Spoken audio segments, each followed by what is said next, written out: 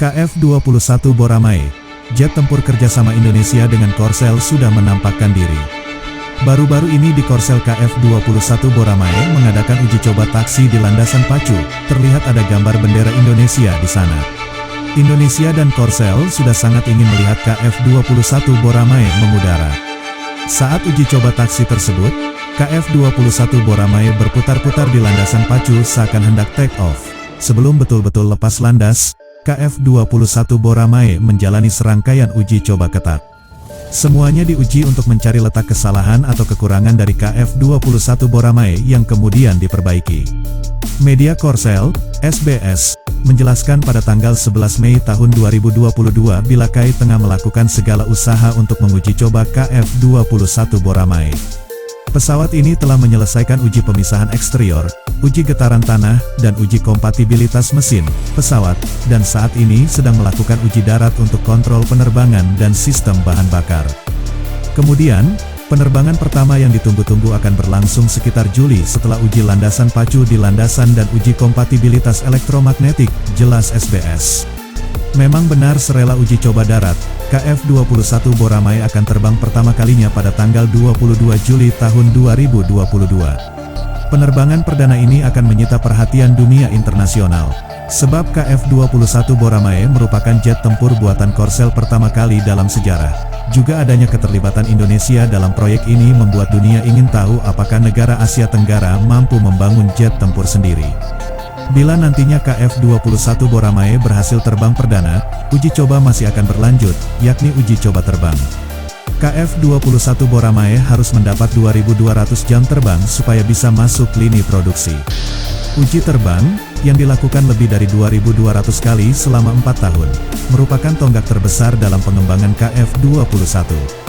Keberhasilan atau kegagalan proyek KF-21 bergantung pada seberapa efektif dan tepat waktunya uji coba ini, jelasnya.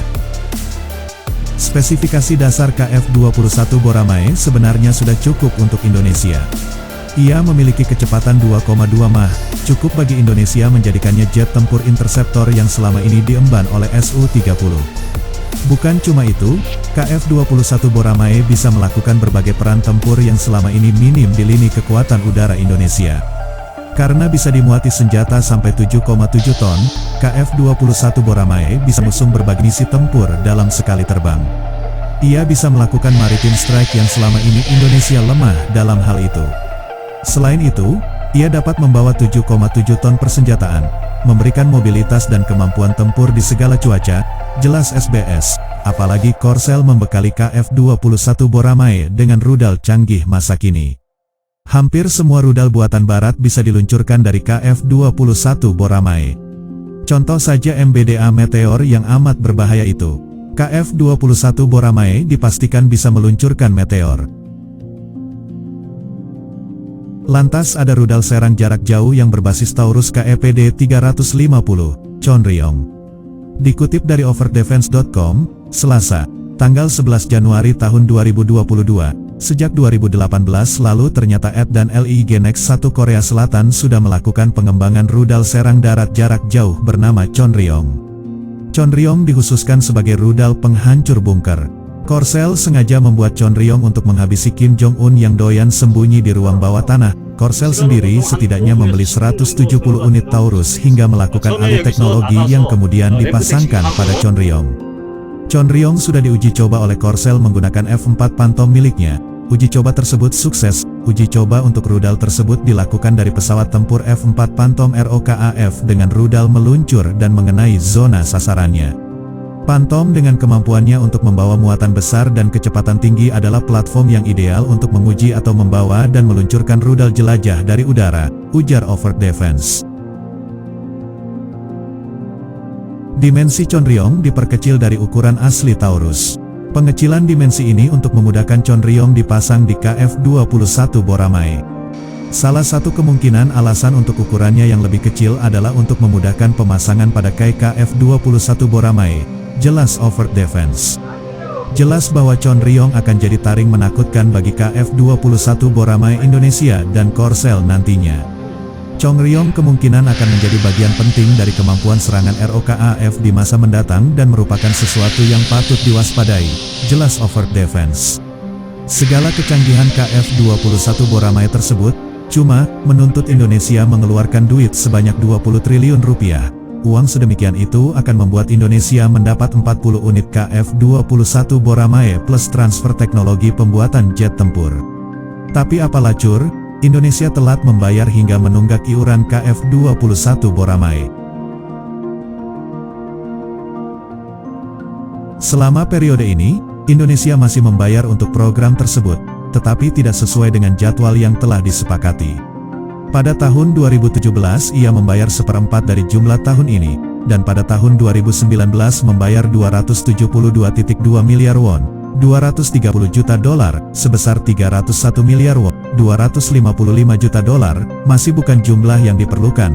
Tahun 2020 yang dilanda pandemi adalah tahun ketiga negosiasi ulang, dan penuh dengan laporan yang belum dikonfirmasi bahwa Indonesia akan meninggalkan program serta klaim Kai bahwa semuanya baik-baik saja, ujar Aerotime.aero.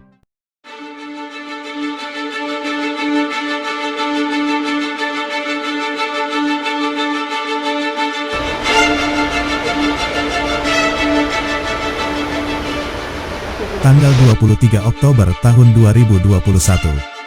Kini karena menunggak pembayaran KF-21 Boramae sedangkan pesawat akan segera terbang, Korsel mengambil langkah tegas kepada Indonesia.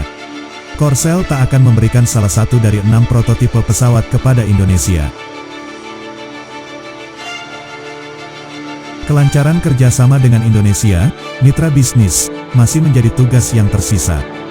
Dari biaya pengembangan KF-21 sebesar 8,8 triliun won Korean, 60% ditanggung bersama oleh pemerintah Korea, 20% di Indonesia, dan 20% oleh perusahaan Korea seperti Kai.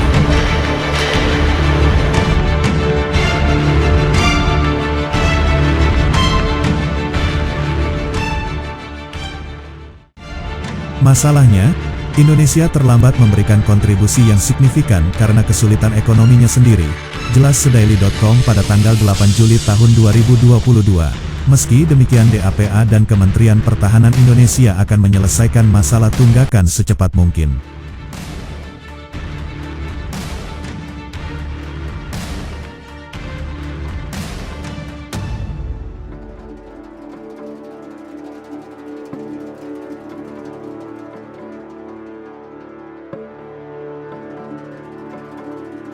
Kemhan dan DAPA menjelaskan bahwa diskusi dengan Indonesia berjalan baik untuk menyelesaikan masalah tunggakan pembayaran, jelasnya.